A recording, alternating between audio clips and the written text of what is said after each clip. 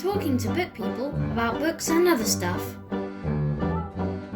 Hi guys, my name is Lottie. I am a new face to the Mr. B's YouTube channel, but I am an old face to Mr. B's.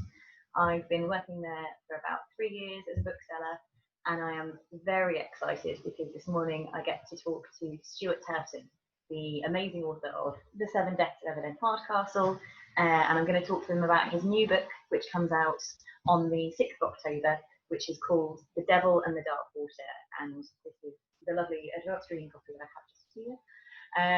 So this one, in a similar vein to The 7 Deaths of Evelyn Hardcastle, is a bit of a historical mystery. There's a bit of a crime to solve, but it feels very Sherlock Holmes-esque. So it's set on a East India Company trading ship in the 1600s, and there's a brilliant detective duo, and you get to follow them as they try and work out what it is that's a bit amiss on this boat. It's fantastic. It's incredibly kind of visceral and brilliant, and so much fun to unpick, and a proper piece of escapism. So I'm going to chat to Stuart now about the book and about how he's been getting on during lockdown. So without further ado, here is Stuart Turton. Hi. Hello, Stuart. How are you? I'm amazing, thank you very much. How are you? Good. I'm very well, thank you. I apologise in advance for the tech. I'm not. This isn't my my normal forte. I've got my headphones in because there are bin lorries outside, and I feel like that'll be all YouTube gets. It's just the sound of bin lorries in Bristol. Well, I apologise for my cup of tea, which I am going to be. That is absolutely fine. Oh, so how have you been? How are you doing? Oh, I'm amazing, thanks, mate. How am I doing? It's a bit of a whirl because we're doing publicity now for Devil. Yeah. So I'm now in a weird phase where I'm still getting a few requests for 7 Deaths. I'm doing publicity for Devil, and I'm writing my 3rd book. So I never know where I am from like minute to minute. Like somebody asked me about 7 Deaths the other day, and I forgot the names of all the characters and stuff. You've got quite a lot of characters in all your books, so I'm sure people will forgive you. It's going to be a problem. At some point, I've just written every protagonist. I'm not entirely sure. To run out of. Yeah. It's going to be like, so by the time we get to the 5th book, I've written about 47 characters. How do you choose names? I mean, I suppose you've kind of dodged a bullet with this one because you've gone for Dutch names mostly. So you've sorted that one out. You've kept yourself abreast. Are you just going to travel around the world and find different pockets of names? Kind of slightly, actually. Yeah. Ooh. Yeah. So my next one, I can't say anything about it, can I? But my next one, it's going to be in a different place again. So the names kind of like spring out the location, shall we say? Fantastic. Oh, it's very exciting. So I feel like probably first and foremost we should introduce your new book, The Devil and the Dark Water. I've got a proof. So I've got a copy, an advanced reading copy, which looks a bit like this. Have you got a real one? Have you got a finished copy anywhere to hand? Yeah, I have got. Ooh, look at this. They've gone for the sprayed edges. Yeah. So we've got the Wooden Planet one with the cool little eyes on the edges. That's that one. That's amazing. Which is beautiful. And then we've got the Waterstones one, which has different edges. Very nice. Very, very nice. So that's like the pattern on the cover, isn't it? That's amazing. You had a very good, easy elevator pitch for 7 Deaths, which was just an Agatha Christie with a Groundhog Day twist, and then your body jumping as well. It was the moment you said that, a reader would be like, yeah, give me. I need this book. I need to try this. Do you have one, a kind of honed perfect 30-second pitch for The Devil in the Dark Water yet? It's a little bit harder, isn't it? It's much harder, and I think it's because the truth is, like, I haven't needed to get one for this book, like, because you go into, you say in your first book to agents, you're trying to get agent interest, you're trying to get publisher interest. But of course, with the second book, that bit of the job was kind of done. So, no, I didn't. The other part of that is like having to write the perfect first line for the book, so you can book an agent in, book a publisher, and you don't have to think about that so much either. It's like these very small, huge differences. Yeah. You and writing your second novel. No, the closest I've come up with so far is that it's a Sherlock Holmes style mystery on a haunted ship set in 1634. So and then like there's a longer sort of like 14-page pitch that's what I just like it's about this like I'm a rookie author again. It's just no, it's quite difficult to explain.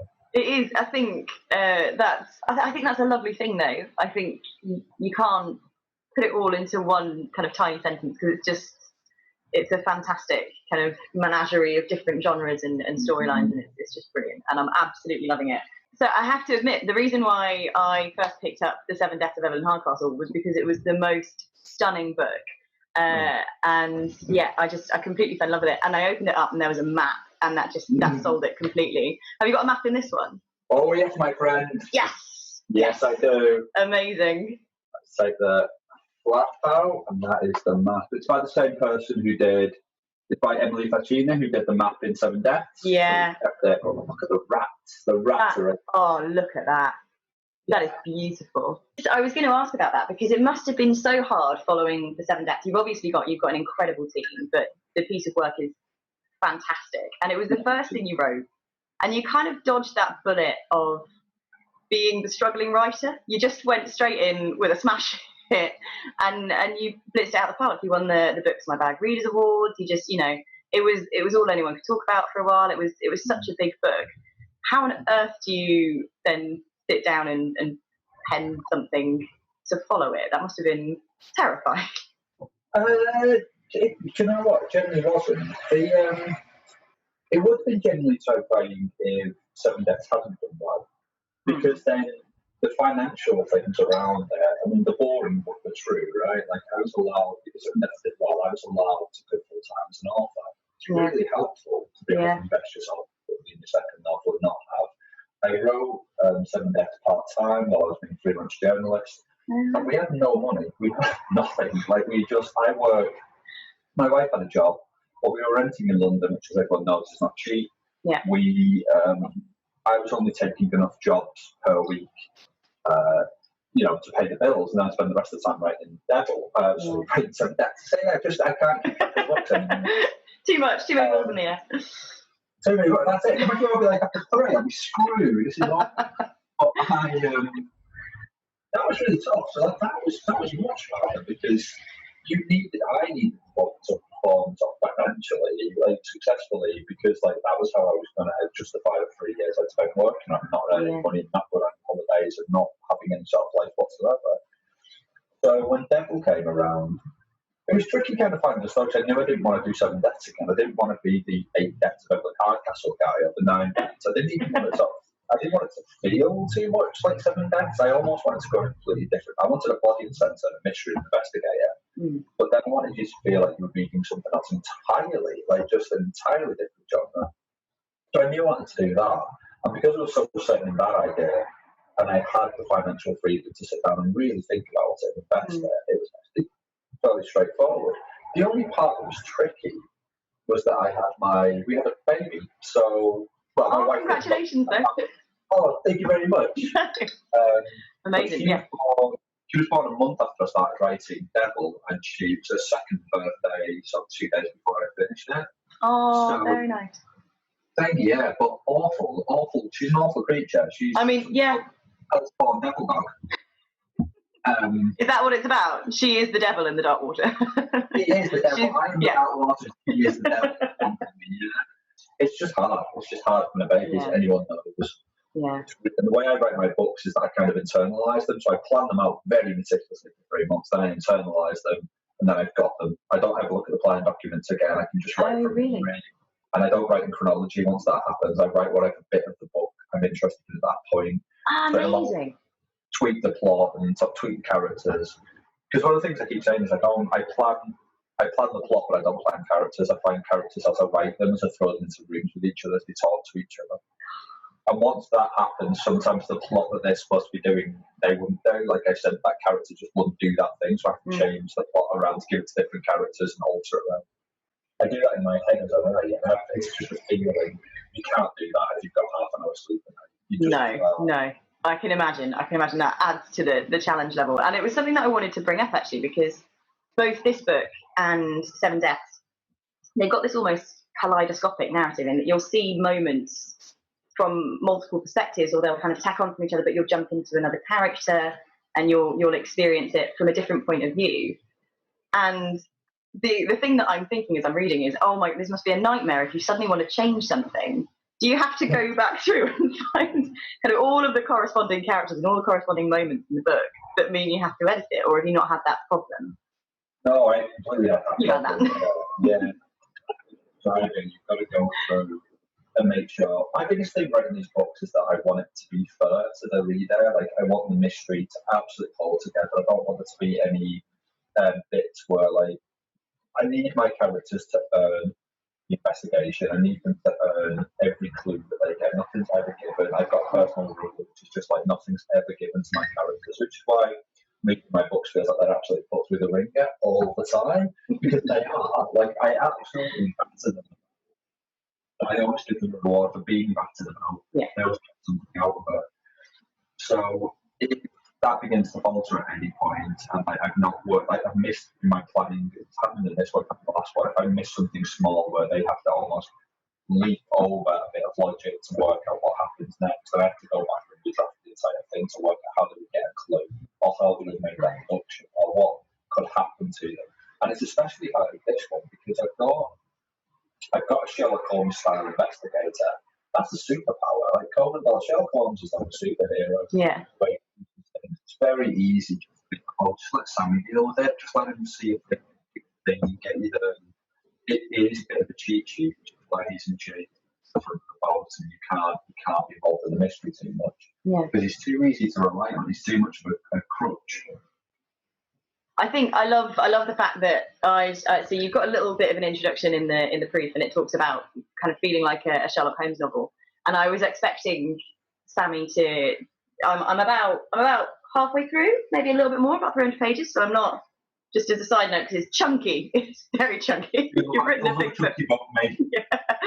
But I was expecting to feel like I was going to have like a Sherlock Holmes novel, but it's wonderful because instead I think you get this really interesting Watson character who takes over the narrative, and it's nice as a reader because you can see his frustration, which you think maybe you would have as well if you were in that situation of knowing that there's someone in his peripheral, there's another character on board in this setting that could solve it like that, but he's trying to struggle through his own very mortal, not superhuman brain power. He's just trying to logically work it out without having this kind of natural skill that just comes to him.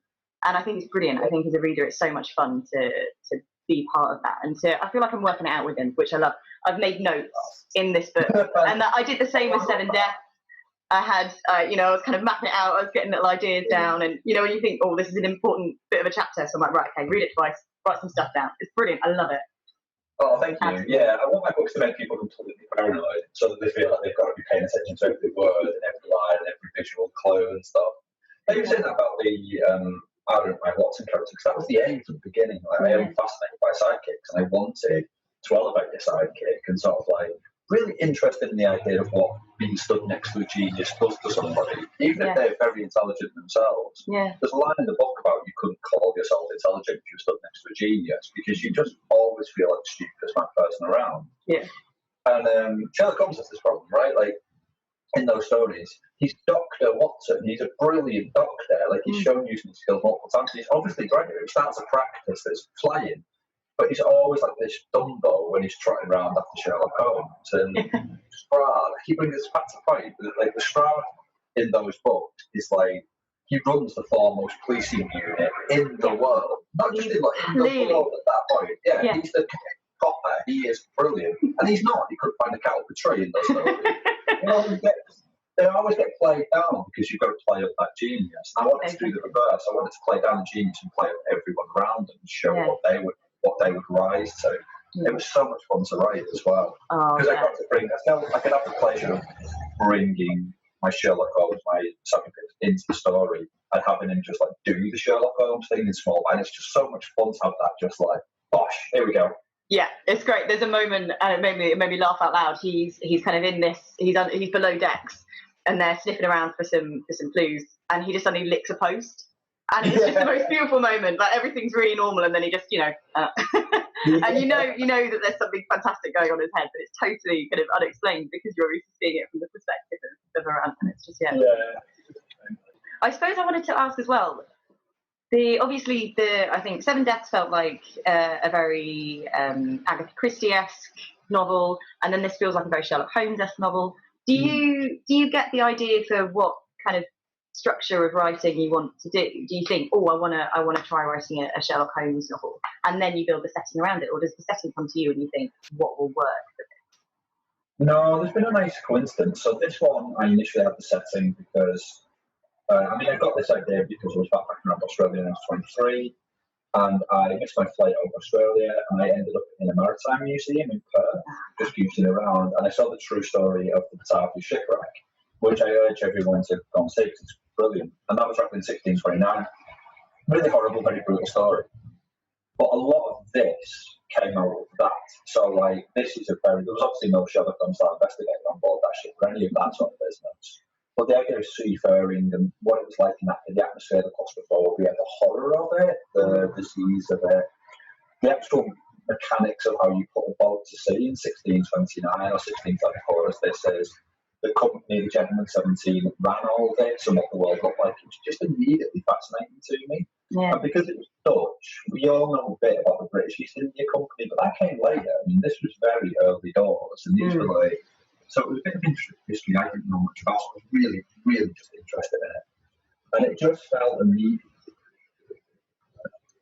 Sherlock Holmes investigation, not another. I could never imagine a Poirot character at sea on a haunted boat. Yeah, I just couldn't pull that. Doesn't work, yeah. I'm not writing Poirot, I'm not writing Marple, but that style of investigation wouldn't have suited that kind of setting.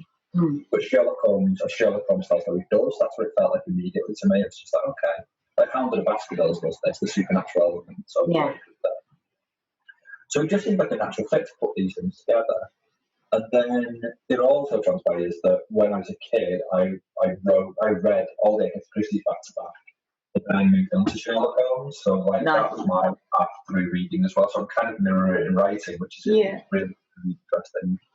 Can I ask what you read afterwards? Will I find out what you're writing next? It was Stephen King. So I moved on to Stephen King after that when I was about 14 or 15. But I think the Stephen King's actually sort of been pulled into this one a little bit. Yeah, there are some really unnerving moments, and I love it. And because you're playing with that supernatural, that as the reader, you don't know whether or not that's the path you're going to go down. Yeah. Well, I wanted to, that was the bit I was worried about, because I wanted to make the genre a mystery as much as the mystery was a mystery, right? Yeah. Like, I wanted that feeling of, like, hang on, what kind of book actually is this that I'm reading? Like, what are we doing? And it's quite hard. It was quite hard in Seven Deaths as well, because Seven Deaths had a bit of a similar thing. It's like, is this a sci-fi? Is it a mystery? It can be both. We can do both. Whereas this one, you're kind of trying to reveal as much at any given moment as you're trying to conceal, because obviously, I wrote about this elsewhere. The horror genre is really about revelation. It's really about the monster in the darkness, but the monster kills people, and then you see more and more, you learn more and more about the monster as you go on, until eventually there's a final confrontation. But mystery is about concealment until the very last minute. Yeah. Like, you want your monster to kill people, but you can't learn anything really about them until, especially their identity, to the very end. Yeah. So these two genres were actually really sort of like, they didn't want to go together as easily as I thought they would. Whereas sci-fi, for Seven Deaths, sci-fi and mystery went together beautifully, far more easy than I would have thought of. So that was an interesting thing, not just like getting my plot right and getting my characters right, but finding the right way to sort of mix up these two genres. Basically, what I'm trying to do is just follow the story, right? Like, I have a story in my head, and I'm like, right, okay, so I've got my seafaring setting. I want to put Sherlock Holmes mystery on board.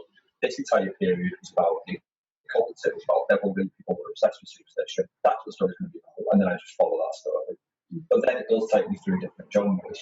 And I suppose as well, especially with this book, you've got so much historical context in there as well. So did you have to do loads of research to keep you kind of engaged with the periods? That must have been quite tricky. Oh, it's tons. I've actually got, I wonder if it's in here. I'd like to show it because I think it's pertinent. I wrote a bunch. I did a bunch of research. So now I've got this bit. I don't know if you'll see it on camera, but it says, an apology to history and boats. That's what I've written. That's my author's note at the end of the book for everybody. Amazing. And it's because when I started writing this, I did research. So I spent 3 months planning, researching my books. So for Seven Deaths, that was basically purely 3 months of plotting. Yeah. with a bit of research, going to manor houses and staying at places. Whereas with this one, it was basically all research, and then I was planning around my research because, you know, I wanted the period to inform the plot and why people are doing things that they're doing, why these people are doing things. So, but then once I started getting into the actual writing of the book, you just can't include. I'm not writing a historical. I am writing historical fiction, but I'm not writing historical fiction, right? Yeah. The bits of that genre that to be sacrificed, and the bits of like writing a book on a boat, because people sometimes expect a book on a boat to be a book about books, and it's not. I also didn't want it just to be backdrop. It needed to be involved in the action. But then I can't sort of be like, if I had the crew of one of these boats would be like 90 people, that's too many suspects. Like, I just can't have them. So the crew of my boat's about 7. And then I sort of like vaguely reference a lot of people in the background doing jobs that you never hear about. And it was things like that, just making those compromises. You have to have the research to know the things that you needed to cut out in order to make your plan work. Like, I've had to rejig the boat a little bit, the layout of the boat, so you could actually have a mystery in it. Yeah. But I'm trying to do that as lightly as possible because I want the boat, like I want the sense of atmosphere, so I try and keep as much of it as I can and insert the little bits that make this plot just more interesting, more mysterious, basically. Oh, fantastic. I have to admit, I'm not a boat expert, so I haven't noticed any of it. So it's fine. I think that's the great thing. Most of your readers are not going to be hardcore sailors, so you'll get it. You'll get those changes in. It will be the 10% for our hardcore sailors. Yeah, People are like, well, not how you responded. I'm like, yeah, it's perfectly fair, but like, that really wasn't my aim here. Yeah. Exactly. You're not writing non-fiction about naval ships in the 1600s, so you're fine. You're fine. And now I know I never will. Amazing. I think something else that I'd really like to talk about is obviously the slightly crazy times that we're in at the moment. And you've mentioned before that you're writing your third book at the moment. Are you writing at the moment, or are you researching what you're writing? Yeah. How has that worked out given these strange circumstances? Has it been a little bit easier? The research is the bit that's quite annoying because I try to go away and research as many things as possible. I try and stay in the places where, or like, you know, the countries, or go and visit things. So for Devil, there's a boat. They've rebuilt the actual boat that was the inspiration for this story. Amazing. In a shipyard and other stuff in Amsterdam, and you can go, it's full size. They take it out and sail it, but they built it with the original methods, it's built the original materials. It's a wonderful thing. So I went out and saw that in the research for this, and I climbed around it for 2 days and got a feeling. All that sense of claustrophobia that you get in the book comes from me as a 6-foot man being on that boat for 2 days. Backache for a week, was it? That's what it was. It was just that backache was just been like, oh, this is going in, we're doing this. It's the international research, it's the ability to go to the countries that will speak to the book that I'm writing and give me a sense of the atmosphere there and the culture and blah, blah, blah, all these other bits that are useful to me. So I'm having to retweak the way I write. Mm-hmm. So that what I'm starting with is actually dialogue. So I'm writing a lot of dialogue, almost like a script writer at the moment. The dialogue's coming first, and I'm working through the dialogue. And then when I can get out to these places, I'll start writing the location stuff, the atmosphere stuff, and I'll put it around. I'll start building around the conversations. And it seems to be working okay at the moment. It's allowing me at least to carry on writing. Yeah. But it's slightly awkward, but we'll make it work. I have to say, if we ever get you to come into the shop, we'd love to play a game of Cluedo with you, because I feel like there's like 6 colleagues and we're all like, yeah, no, we want to play Cluedo with Stuart Turton. That would just be that's the dream. That's the dream. Do you play? Yeah. Oh, don't. That would be absolutely amazing. Are you a Cluedo expert? I feel like just from your books, you must be. No, I'm awful. I'm terrible at Scrabble as well. I'm terrible at all that. I don't want to have the. I'm not good under pressure. So I'm just like, well, I got that. I'm just tipping the board over and throwing pieces at it. You're a bad loser. You're a sore loser. It's just like, I have no chance of winning, so I might as well. But... Fair enough. Oh, well, hopefully, though, we will see you quite soon. It would be really nice to have you come in. Yeah, definitely. Well, I'm on all this personnel. Give me a shout and I'll pop up. Yeah, fantastic. Oh, thank you so much for chatting, Stuart. It's been really lovely. Yeah, it's been really fun. Thank you very much. And good luck with the third book as well. Let me know what it's about the moment you're allowed to. I know it's all very hush hush, all these things, but please do. I can't wait to read it. Thanks, mate. Cheers. Thanks, Stuart. Bye. Bye. Please note, no book people were harmed in the making of this film, though some were technologically challenged. All books are available from www.mrbeastemporium.com.